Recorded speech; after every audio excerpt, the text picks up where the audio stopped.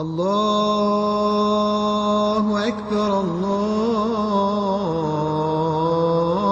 أكبر. There are many differences between the Mu'tazila and the Eš'ariyah.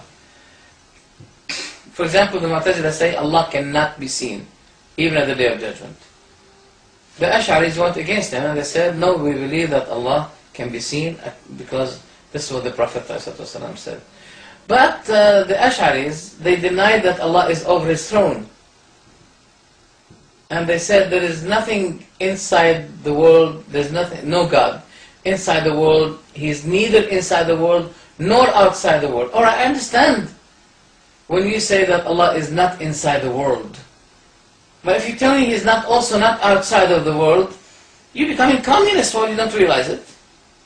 My dear, you're becoming a communist. Or if the communist hears you saying this, he's going to be saying to you, exactly, that's what I was trying to tell you since 100 years, you Muslims, that there is nothing, there is no God inside the world, there is no God outside of the world. What can you believe in this? What did the Mu'tazila say? The Eš'ariyah believe God is inside, not inside or outside. What did the Mu'tazila say? The Mu'tazila said the same thing. But where is the difference now? Seeing Allah. Seeing Allah.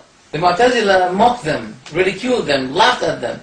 They said, those who believe that Allah is neither nor, He's not, and there is no, He's not in a direction, but at the same time they believe that He can be seen, they are making fun of their minds. They're fooling their own minds. They're making people laughing at them. How can you believe that Allah is in nowhere, and He should not be in anywhere, but at the same time you believe that He must be seen?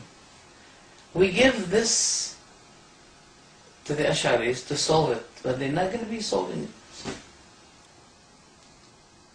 until their heart's going to be torn because of doubts.